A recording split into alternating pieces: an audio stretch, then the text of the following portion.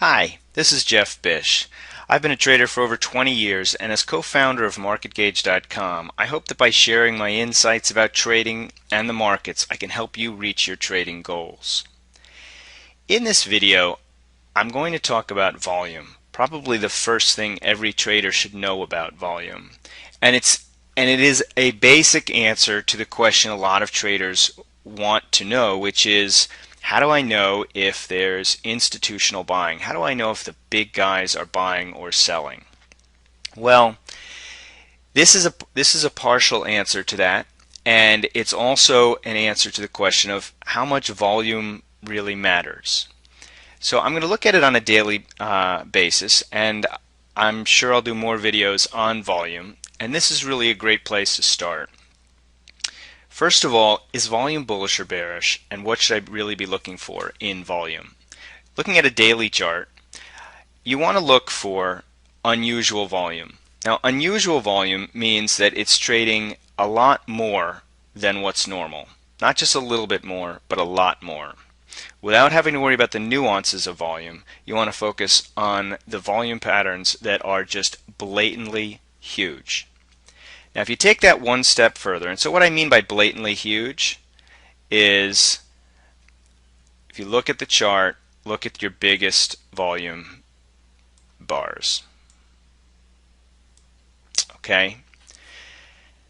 Those big volume bars are created by big institutions. They're created by players who are taking a position probably for a much longer term, and they may not even have their entire position built yet, which means big volume areas tend to attract more volume and tend to become really important areas of support and resistance. Now, my volume charts here happen to be colored green if the market goes up on that volume and red if the market goes down on that volume.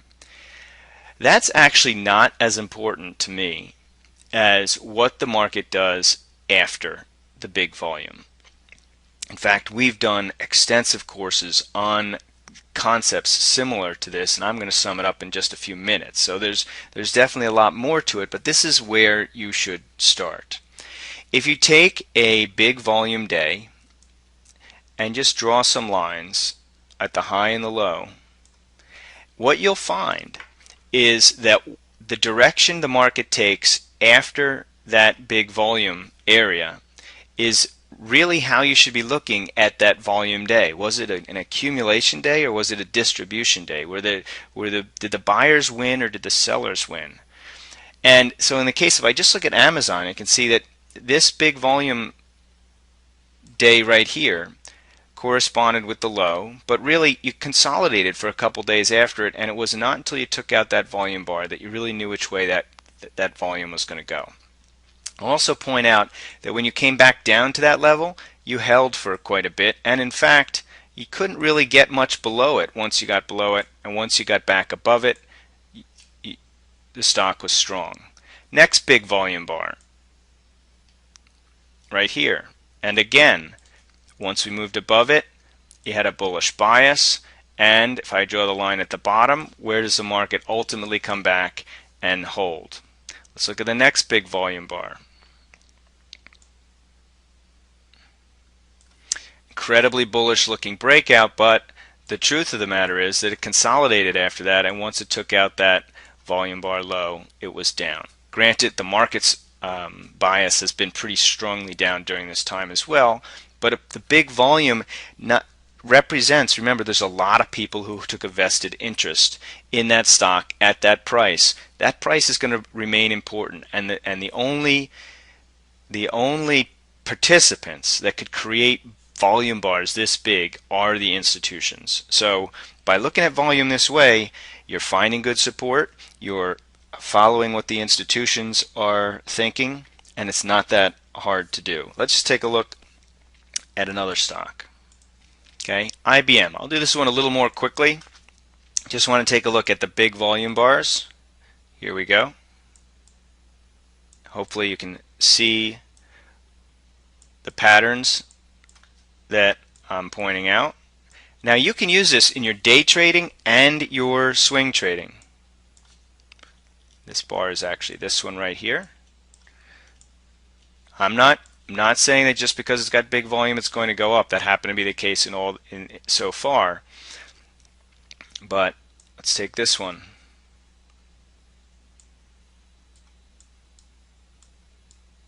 You want to be careful it gets below it, right? Here's another big one. Try to get above it a little bit, but once you couldn't, it sold off. Notice that it actually spent a couple days trying to hold this level before the market just brought it down. Okay, now we've got big volume bars in here. Notice how when the market rallied back up, it stops at the top of the volume bar. Okay, and just yesterday, we've now got another really important big volume bar. So I know it seems simplistic, but it's incredibly powerful. And the reason it's powerful is because you're tracking what the institutional players are doing. Now, fortunately, it's just as simplistic to find these days with probably a number of different tools, but one of the best is our HotScans product. And the reason it's one of the best is because if I just click on big volume, I've got the scan that would have found any one of those big volume bars. And the reason I'm saying that is because when we look at volume, if you look at the volume chart, the volume bars, we're looking at the whole day versus average. Remember what I said, the important thing is to find the volume that is greater than what is normal, not just a lot of volume. You know, the fact that Cisco or IBM or Microsoft or even Apple trades 5 million or 10 million shares a day is not what you're concerned with. You're concerned with a situation where the stock has traded significantly more than average. So if a stock's average volume is 1 million shares a day and today it trades 10 million, that's significantly more important than a stock that has normally trades 7 or 8 million and today it trades 10 million.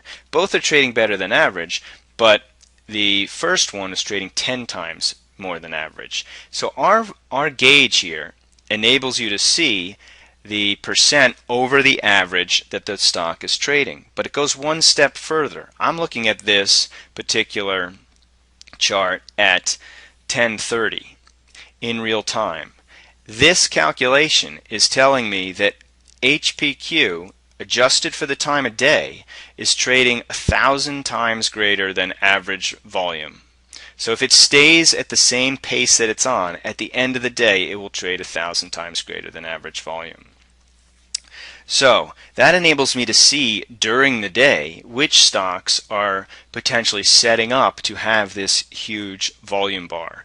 Now that's helpful for the day trader during the day to find out where the volume is during the day. It's helpful for even the end of day analysis for being able to find the stocks that closed with that type of volume, even that maintained it during the day.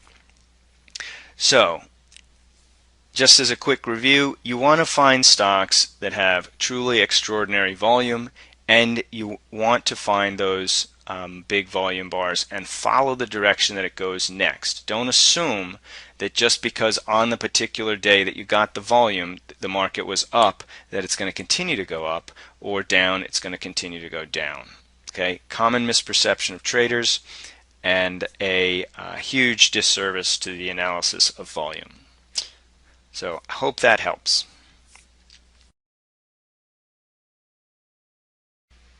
Well, that concludes this lesson. Thank you for watching this video. I hope it helps in your trading. I've kept it short because I believe that if you focus on the nuances of trading price and volume patterns one at a time, you're more likely to absorb it, apply it, and therefore benefit from it. Would you like more? Did you know that this video is only one of a 10-part series that you can get for free? In this series, it will cover various topics that will help you better understand the markets and find great trade setups.